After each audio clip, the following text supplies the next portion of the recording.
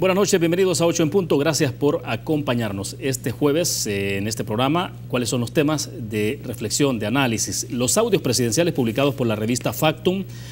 Hablaremos del proceso de elección del fiscal general de la República que está en desarrollo en sesión plenaria en la Asamblea Legislativa.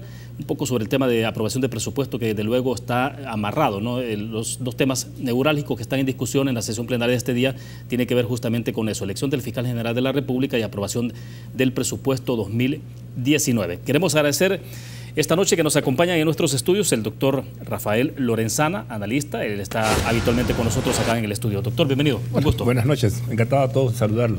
Perfecto. También agradecemos a Eduardo Escobar. Él es coordinador de Acción Ciudadana y nos acompaña esta noche. Eduardo, bienvenido. Buenas noches. Gracias por el espacio. Un gusto. Excelente. También agradecemos a Héctor Silva. Él es el director de la revista Factum, un periodista, colega periodista muy conocido por todos. Héctor, bienvenido. William, buenas noches.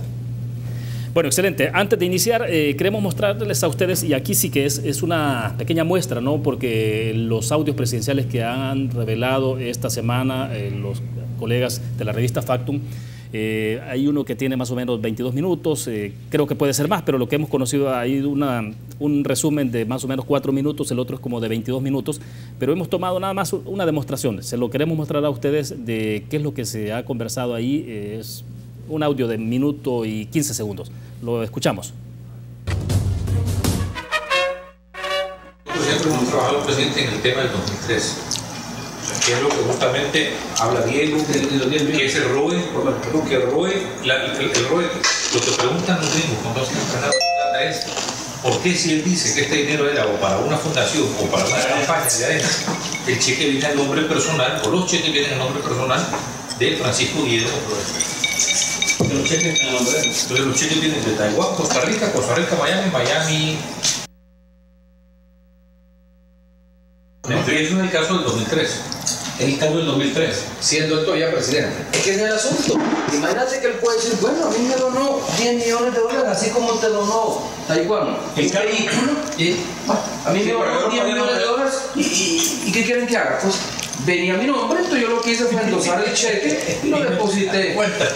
No, por eso, no. Lo lógico era así. Vino mi nombre y entonces el cheque se lo entrega al ministro de Hacienda para que lo depositara en un banco del Estado. ¿Por qué sale de Costa Rica a Miami, de Miami se va de deudas? Le examinan, que le están bloqueando, que le examinan para... Bueno, pero ese es un caso. Ese es el caso que entiendo yo que tienen documentados los... Diego. Bien, lo que escuchábamos ahí solo es un fragmento muy corto decíamos, de más o menos 22 o más minutos que tienen ahí en su poder la revista Factum y que es lo que se ha publicado esta semana. Y bueno, Héctor, tú como director de revista lideraste un poco el desarrollo de esta investigación, ¿no? Y fue un esfuerzo, sí, fue un esfuerzo de todo el equipo en realidad. Sí, Javier, leyendo un poco el seguimiento en el Twitter, mencionabas esta tarde, por ejemplo, de que esto tiene que ver justamente con dos ideas centrales alrededor de los audios, ¿no? Uno, el pacto Funes-Saca y el otro lo que tiene que ver con el desvío de fondos de Taiwán. Tal vez si nos explica entonces un poco la connotación de todo esto, porque hay muchísima información ahí. Sí, en efecto, William. Bueno, lo que le hemos llamado los audios presidenciales, en efecto, es en realidad una investigación periodística que tiene más de un año, tenemos más de un año de estar haciendo. Y que obviamente pasa por la obtención de esos audios, la corroboración de los mismos y bueno, la aplicación de toda la metodología periodística alrededor de esos audios. Y quizás las dos cosas más importantes, una es el contexto en que ocurren estas conversaciones. Estas conversaciones ocurren en 2013, cuando Mauricio Funes está a punto de salir de la presidencia de la República y cuando ya está en marcha la campaña electoral para las elecciones presidenciales del 2014, ¿no? La reunión es entre Mauricio Funes, uno de sus asesores más cercanos, que es Mecafé, y el expresidente Tony Saca, su primo Herbert y César Funes, ¿no? Dos de los asesores más cercanos al presidente Saca y en el caso de Herbert al expresidente Funes. Importantísimo, en el marco de una campaña electoral, el presidente de la República se está reuniendo con un hombre que es candidato a la presidencia, ¿no? Entonces, ahí hay un primer problema. Pero bueno, ¿de qué hablan? Hablan de la investigación realizada que está realizando la Fiscalía General de la República, liderada en aquel momento por el fiscal Luis Martínez al expresidente Flores por el desvío de estos $10 millones que venían para un donativo, como un donativo para las víctimas de los terremotos de 2001 a cuentas del expresidente Flores y del partido Arena.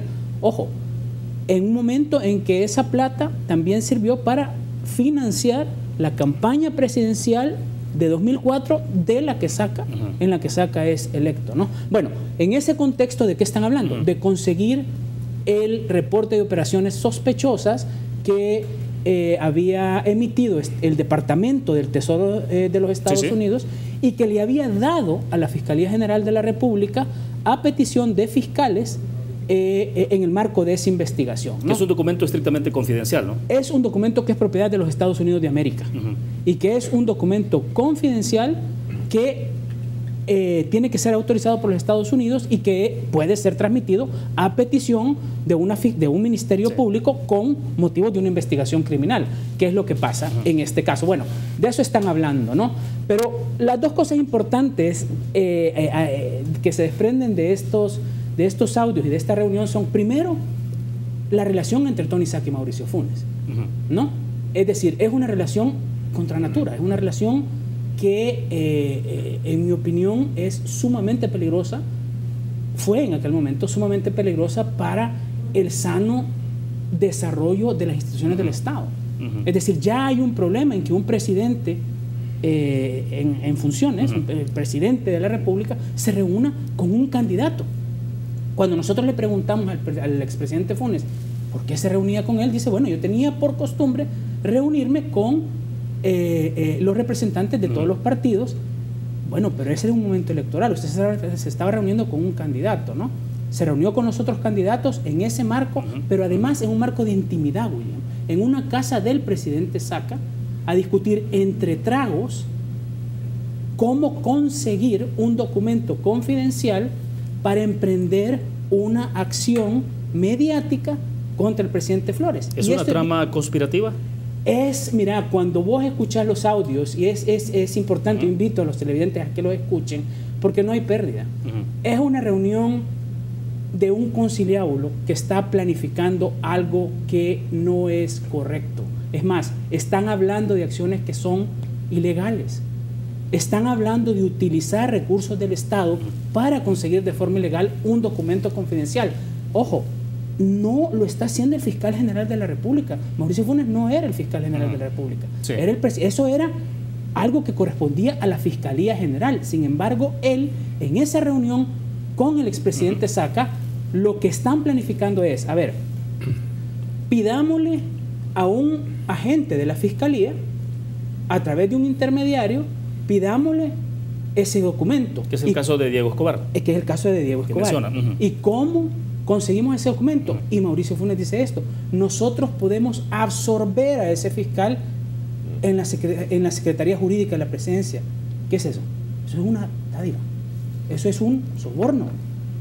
Y la otra forma, perdón, William, la otra forma es de conseguir ese documento. Bueno, si eso no funciona, o de conseguir información contra el expresidente Flores, es mandemos a un funcionario de la Policía Nacional Civil a que le pregunte a los estadounidenses si hay o no hay abierto una investigación. Perdón, eso no le corresponde a usted, eso le corresponde a la Fiscalía General de la República, ¿no? Ya, solo cierro con esto rápidamente, Héctor. Hay entonces, ¿crees tú? Y aquí está Eduardo en el próximo segmento, vamos a hablar con Eduardo también para que nos dé un poco la opinión, porque es abogado desde luego, y es el tema si puede haber ahí entonces una ilegalidad o comisión de un delito, y luego con Estados Unidos por el hecho de obtener un documento que es estrictamente confidencial del gobierno norteamericano. Bueno, por supuesto, de hecho ya existía, antes de que nosotros revelásemos esta conversación, una sospecha de la Fiscalía General de la República. El fiscal actual dijo que tiene abierta una investigación por todas las irregularidades que había existido alrededor de la consecución de ese documento. Estados Unidos, a través de funcionarios, también expresaron su malestar por cómo se había ventilado, cómo Funes había ventilado públicamente ese documento. Y se habló de posibles sanciones en su momento, ¿no? Sí, pero al final Estados Unidos sancionó a El Salvador, pero no por eso específicamente. Sí. Bueno, perfecto, nos quedamos en el punto, hacemos una pequeña pausa comercial, volvemos. Banco Promérica cuenta con la garantía de rapidez en todas sus cajas, donde te atienden en 20 minutos o menos. Continuamos en 8 en punto. Solo quiero cerrar rápido una intervención más tuya en el tema de los audios, Héctor, y es sobre el tema de... Hay dos elementos, ¿no? Me parece que resalta a la luz de esta investigación, y es la discrecionalidad en el uso del aparato del Estado y el tema de, ustedes lo mencionan incluso, de la configuración de un gabinete paralelo. Sí, así es. Bueno, al final del día, lo que demuestra esa reunión y esos audios es que en realidad el expresidente Saca, Herbert Saca, se habían convertido en dos de los asesores más cercanos al expresidente Funes, ¿verdad? Y eso va mucho más allá del tema específico de Francisco Flores y el ROS. Eso pasa por la formación de Gana. En la investigación también citamos fuentes, citamos a ex colaboradores del expresidente Funes que hablan de cómo los Saca le proponen a Funes la idea de crear con los tránsfugas de arena una fracción legislativa para que le diera soporte de gobernabilidad, ¿no? Hay otros audios, no solo los que están relacionados con el tema ROS, que también están citados en el documento, en la investigación, en donde, por ejemplo, Mecafé, el otro asesor de Funes, se queja por el poder que Herbert Saca tiene sobre el presidente, y Funes le contesta, de una forma muy vulgar, digamos, le dice, no, usted no sea tal, no sea tonto, pero con otra palabra. Sí, claro. Herbert se encarga de lo político, le dice, y explica cómo empezó. Yo antes a él le compraba los carros, carros de lujo, no sé con qué dinero, le compraba los carros, pero desde que me empezó a estafar, ya no le compro los carros, pero lo sigue asesorando en la parte política, sí, ¿no? Entonces sí, era un grupo muy cercano al expresidente, ¿no? Y en el tema del uso de las instituciones, ahí sí, en el caso de el ROS y Flores, porque ojo, la investigación no dice en ningún momento que Flores es inocente de nada. La investigación deja muy claro que el expresidente Flores desvió fondos, bueno, es que él lo confesó en la Asamblea Legislativa, sí, ¿no? Pero lo que explica la investigación es que más allá de la investigación de la Fiscalía, el expresidente Funes utilizó, además, por su propia boca, él nos dijo que había recibido información de la OIE sobre el caso del ROS. Claro, él dice que no se lo ordenó a la OIE que investigara eso, ¿no? Pero él es el jefe de la OIE y recibió eso. Sí. Propuso utilizar la Secretaría Jurídica para absorber a un posible informante, etcétera, ¿no? Ya, solo un punto, la legitimidad de los audios. No, bueno, como te digo, eso pasó por un proceso de corroboración que no duró 2 semanas ni un mes, duró 1 año, ¿no? Y que incluye procedimientos técnicos de corroboración, ¿no? Que incluye comparación de voces con otros videos y audios bueno, son personas públicas, ¿no? Y hay un montón de material para hacer las comparaciones. Además de esa corroboración técnica, digamos, hay una corroboración a través de otras fuentes y documentos que nos permiten hacer la reconstrucción de aquella reunión, ¿no? Ya, de acuerdo. Ahora bien, ahora sí, entonces, doctor Lorenzana, su primera consideración sobre esto.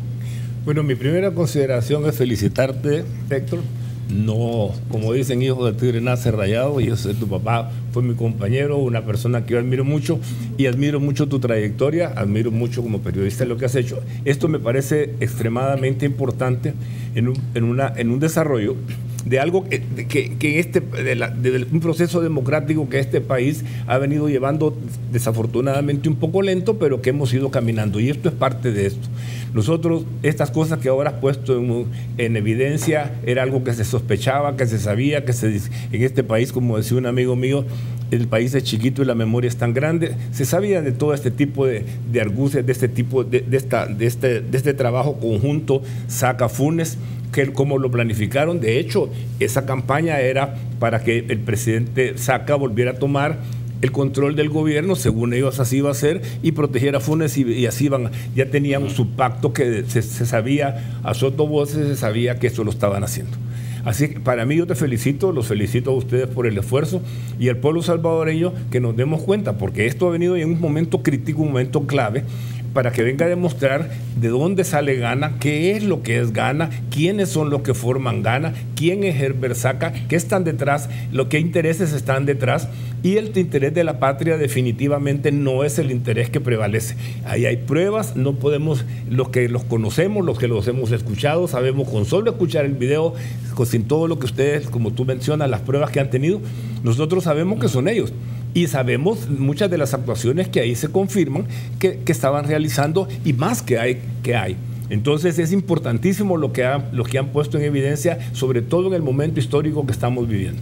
Bueno, excelente. Eduardo, a ver, tú eres abogado, ¿no? Y a ver si nos puedes dar un poco de luz sobre esto, porque el tema de hasta dónde, qué tipo de comisión de delitos se pueden configurar alrededor de este caso en particular. Digo, con información preliminar que tienes en tus manos. Bueno, creo yo que habría que revisar a profundidad lo que ha escrito Factum, escuchar bien los audios para ver si hay alguna configuración, en este caso, de algún delito que tenga que ver con sustracción de documento oficial, por ejemplo. O sea, no sé, habría que... Yo no he podido escuchar todo el audio, solo he escuchado ese fragmento, pero creo que más allá de qué delitos se puedan configurar al escuchar el audio, el tema es quiénes más están involucrados. O sea, quiénes más han participado de algunas tramas que pueden desembocar en actos de corrupción y que, desde mi punto de vista, podría este reportaje servir como un insumo para la investigación de la Fiscalía actual, respecto de los casos de corrupción, porque recordemos que estamos viendo gobierno de Antonio Saka, y de hecho él ya fue sentenciado por actos de corrupción. El caso de Mauricio Funes también está en espera el proceso penal. Entonces, esto nos puede dar insumos para ampliar la red de personas que pudieron haber estado utilizando el Estado, los recursos públicos, el poder político para fines distintos de los bienes, el bien común. Estamos hablando aquí de una desviación de poder, incluso.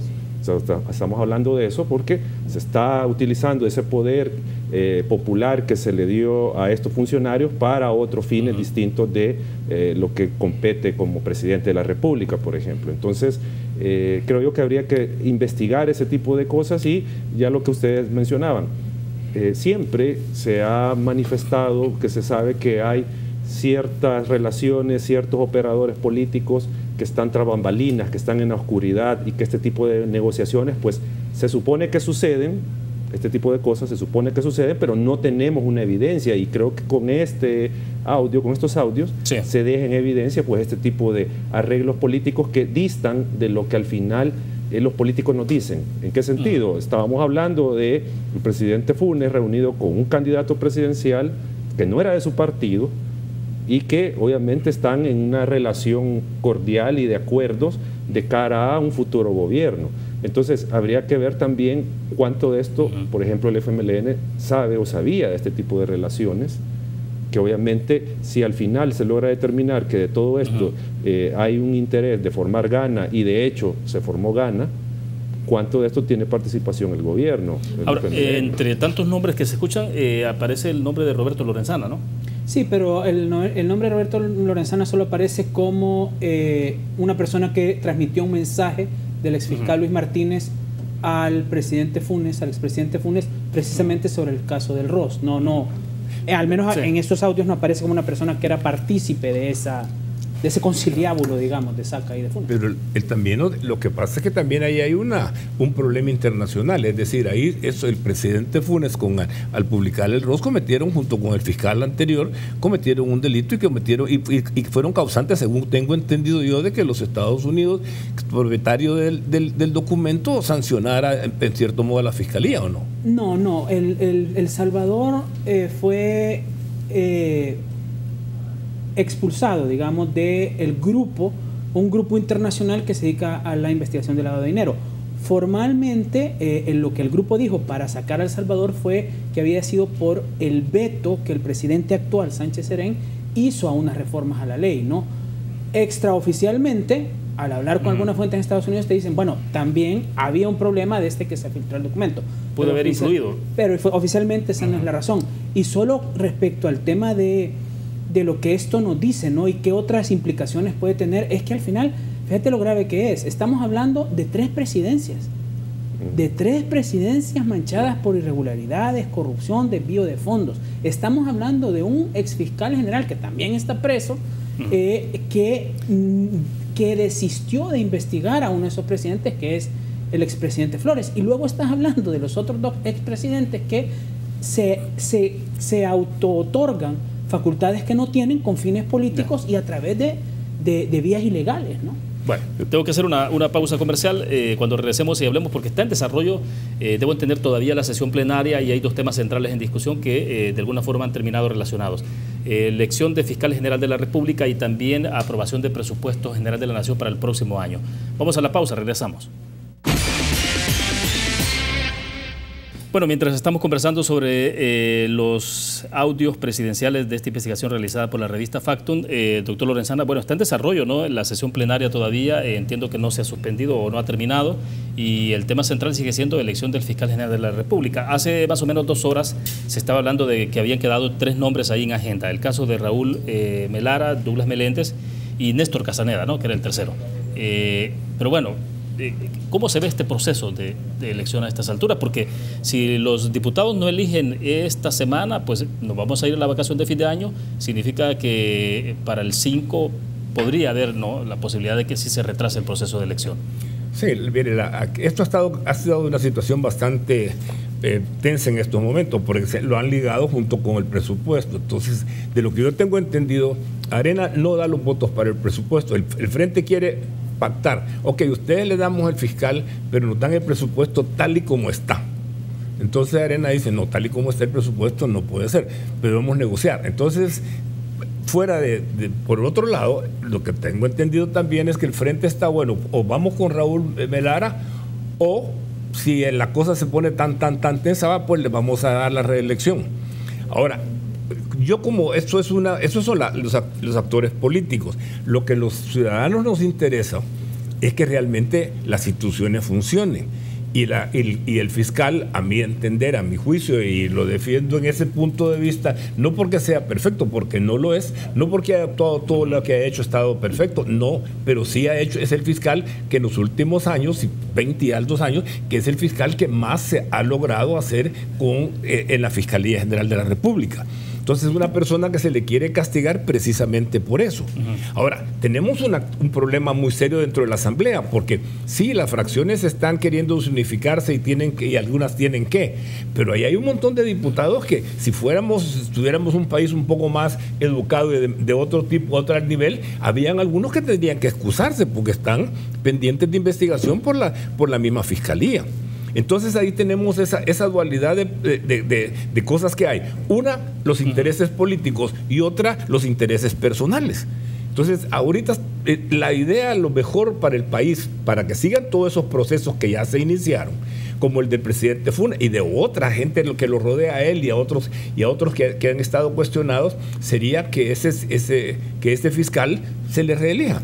Pero hay cuestiones que también tenemos que ver, y solo déjeme meter una cosa más.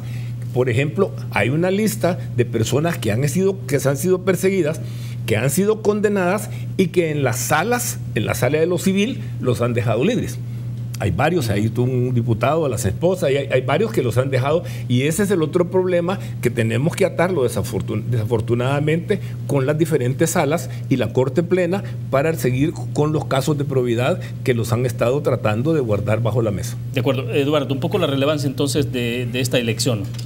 Bueno, sin lugar a dudas, en el país desde ya un par de años hemos entrado en una dinámica donde el tema del combate a la corrupción es un tema central, un tema del que no se discutía, pero que ahora está en agenda pública. Obviamente todavía la ciudadanía no se ha logrado empapar y empoderar del tema, porque todavía ve el tema de la corrupción como que es algo natural, todos roban y no ven una afectación directa en sus condiciones de vida.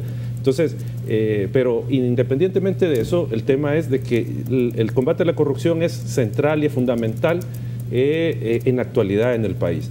Y obviamente no solo en El Salvador, estamos hablando de que esta es una, si se quiere, una campaña a nivel internacional, una movilización a nivel internacional por erradicar este problema que tenemos, obviamente con mayor intensidad en nuestros países del Triángulo Norte.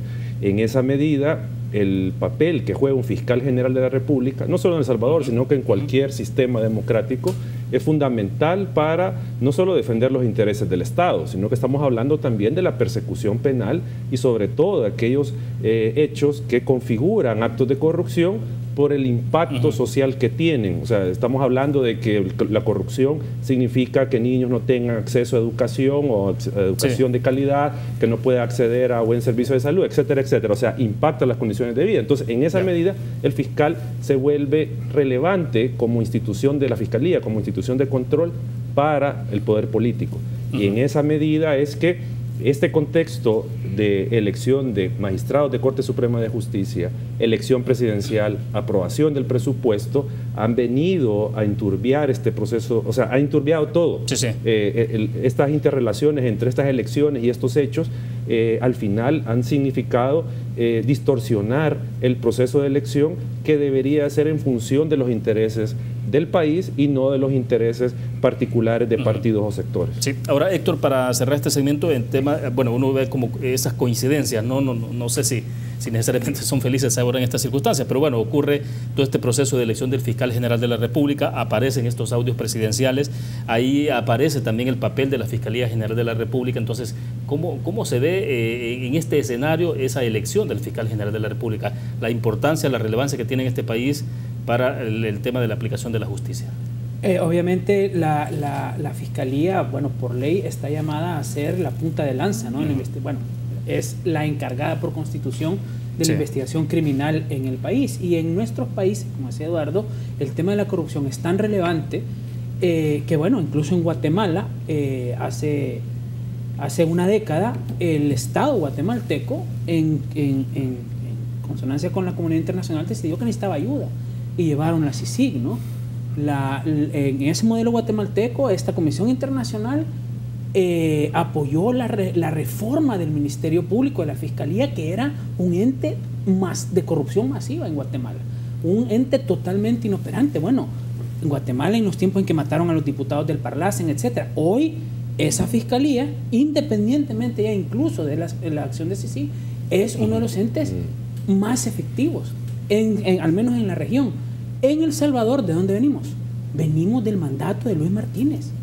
Y Luis Martínez convirtió la Fiscalía General en un bufet para criminales. Luis Martínez tenía la Fiscalía como un bufet al servicio de Enrique Raiz, que hoy es prófugo de la justicia, ¿no? Hacía componentes con el expresidente Funes, como lo demuestra otra investigación del Faro. Ese es de la Fiscalía que venimos. Se elige, los diputados eligen a Douglas Meléndez. Douglas Meléndez tiene muchos problemas también en su administración, pero ha habido avances. Al menos empieza una serie de investigaciones que hacen que el expresidente Saca confiese que se robó millones de dólares del erario, y tiene a Mauricio Funes acusado, dos expresidentes acusados. Obviamente hay mucho por hacer. Lo que sí sería muy grave, y yo no digo que tenga que ser Douglas Meléndez el que lo vaya a hacer, ¿no? Lo que sí sería muy grave es ir de regreso a un funcionario que nos pueda llevar de nuevo a una época como la de Luis Martínez, porque aquí no se trata de tener al menos peor.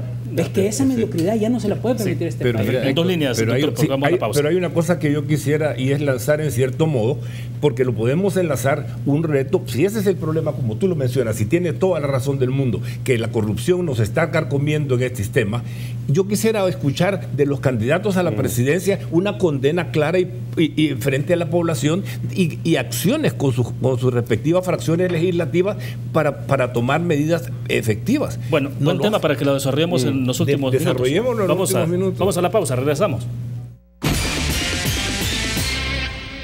Bien, nos quedan pocos minutos. Doctor Lorenzana, decía usted el tema de cómo los candidatos presidenciales deben estar, digamos, no sé, opinando, porque no conocemos mucha opinión de ellos sobre estos temas, ¿no? Cuando el tema que no se toca en estos momentos en las campañas es la corrupción, que como bien lo decía el doctor Eliseo Escobar, esto es una situación preocupante en la ciudadanía. Olvidémonos del resto de América Latina. Para El Salvador, la corrupción, usted no ve a los candidatos llamando a tomar medidas.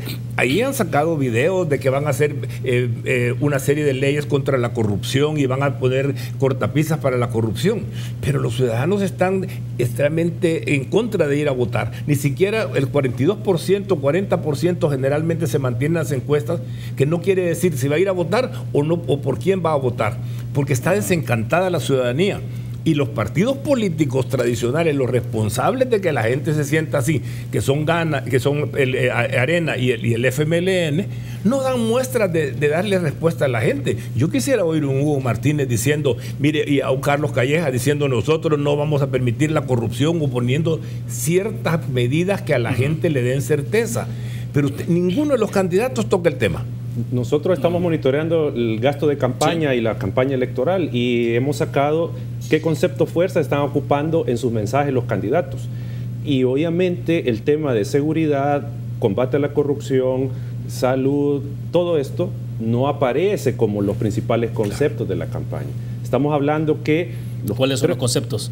Digamos, depende del partido. En el caso del FMLN se está hablando más de el gobierno, la gestión del gobierno, y en un lugar ahí tercero aparece Hugo Martínez como concepto de campaña. Sí, claro. El caso de Arena es Carlos Calleja y Bota. Esos son, digamos, como los conceptos fuerza de la campaña. Y en el caso de Gana, Nayib Bukele es Nayib Bukele, Golondrino, lo mismo de siempre. Esos son los conceptos fuerza de la campaña. O sea, no está como concepto anticorrupción o corrupción. O transparencia. Transparencia. O sea, son conceptos que están relegados en las campañas electorales y que obviamente nos muestran al final una diferencia entre el discurso de los candidatos y lo que al final terminan haciendo ya una vez en el cargo. Es que estamos ahorita como que estuviéramos comprando pasta de dientes o otro producto, porque no sabemos las propuestas. Todavía este señor se niega a ir a un debate, que no son de debates, pero deberían de ser un poco más enérgicos. Sin embargo, nosotros no podemos saber cómo esa persona se va a comportar, ni el lenguaje corporal en lo que comunica, ni lo que sabe, porque lo que estamos haciendo son campañas de que, como tú lo bien describes, es como que vamos a comprar una lata de ¿cómo se llama?, de comida, o vamos a comprar café, porque no vamos a poder elegir así a una persona que nos dé certeza que puede manejar la República. De acuerdo. Héctor, ¿tu opinión? En el contexto de campaña, digo, definitivamente, y estos temas. A mí me gustó mucho una columna que escribió el colega y amigo Cristian Villalta, que le titulaba Niños. O sea, la campaña es un pleito de niños berrinchudos. Eso es, ¿verdad? O sea, yo tuiteo aquí, vos tuiteas allá, eso es la campaña que, claro, ahora con el tema de las redes sociales, eso se vuelve quizás más ruidoso, ¿no? ¿Pero por qué? ¿Porque tenemos una sociedad poco exigente o qué? No, bueno, porque hay muchos elementos. Creo que tiene que ver un poco el cansancio que genera en el electorado. Pesa mucho. Eso pesa mucho, ¿no? El surgimiento de Nayib Bukele como una supuesta alternativa a eso, y la fuerza que eso ha adquirido, según las mediciones, ¿no? Eso ha dado como unas características diferentes a esta campaña. Pero, mira, yo cubro campañas electorales desde hace un buen rato y me cuesta recordar una tan vacía como esta en términos de referencia que los candidatos hacen a los problemas más importantes, ¿no? Claro, el tema del empleo y eso, el tema económico está ahí. El tema de seguridad no está en ningún lado. No. En ningún lado, y sigue siendo uno de los principales problemas de este país. Y el tema de corrupción, que ha quedado en evidencia, como de lo que hemos hablado en el programa, y ha quedado en evidencia, y vemos ahora, volviendo al tema que acaba de publicar Factum, que es un tema sistémico, que no importa si es Arena, el Frente o Gana, es igual en todo el espectro político, no es un tema que esté ahí. Bueno, la última encuesta de la UCA vimos, creo que estaba el tema de corrupción como en cuarta, quinta posición. Para el ciudadano. Para el ciudadano. Pero los candidatos no lo mencionan, ¿no? Sí. Y aquí yo termino diciendo esto, a ver, incluso si hubiese una propuesta escrita o que ellos se refirieran a eso, si es que el momento de la verdad de un líder, y como candidatos ya lo son, es irse a parar, dar el golpe en la mesa en su fracción y decirle, señores, están a punto de elegir al fiscal general de la República. Yo, que pretendo ser presidente de este país, pongo estos requerimientos en la mesa. No elijan a un tipo o a una mujer, pero no hubo candidata a mujeres, que va a regresar esta fiscalía a que sea un bufete de delincuentes, ¿no? Ese liderazgo yo no lo veo, pero por ningún lado. Bueno, y este proceso de elección que no se conoció finalmente el famoso si baremo, evaluación. Sí, no hay nada para eso, pero además lo triste del caso es que a una persona que ha hecho y que ha logrado lo que no había logrado ningún otro fiscal, eso es lo que tiene en su contra. El hecho de haber sido semi-eficiente o más eficiente que los anteriores, eso lo hace que lo discriminen, que lo aparten porque le tienen miedo la gente, como tú dices, que están en las fracciones comprometidas. O sea, porque la honestidad en el país puede que no necesariamente sea una virtud. Y yo a eso quiero referirme, William, para terminar mi intervención. Nosotros tenemos los políticos que la ciudadanía se merece, o sea, lo que hemos permitido. Si este sistema político funciona de la manera que funciona es porque la sociedad ha permitido que ciertas personas tengan control de las instituciones y puedan operarlas a como les dé su conveniencia. Entonces, y ahí es donde digo, la sociedad civil, no la organizada, en general, no ha alzado la voz, y no digo hacerlo de Guatemala, llenar una plaza, no, sino que simplemente, por ejemplo, con el voto, castigar a los políticos, tratar de que se genere una depuración de la política. Si no veamos el caso chileno, allá se logró hacer un mínimo acuerdo de país, por la investigación de la Comisión Engel, que sacó una serie de medidas anticorrupción, precisamente porque ya estaban en una situación muy complicada a nivel de gobernabilidad democrática, y la ciudadanía empujó y exigió que se hicieran estas reformas. Eso es lo que tenemos que esperar que suceda acá, que la ciudadanía despierte, porque si seguimos con una ciudadanía pasiva, vamos a seguir teniendo esta clase política. Bueno, se nos agotó el tiempo, así es que gracias, Eduardo, por compartir con nosotros. Gracias por el espacio, un gusto. Bueno, gracias, doctor. Le doy la mano porque está más cerca también, y gracias, Héctor. Gracias, William. Ha sido un placer. Bueno, perfecto. Gracias a ustedes que nos acompañaron. Nos vemos mañana, 8 en punto. Buenas noches.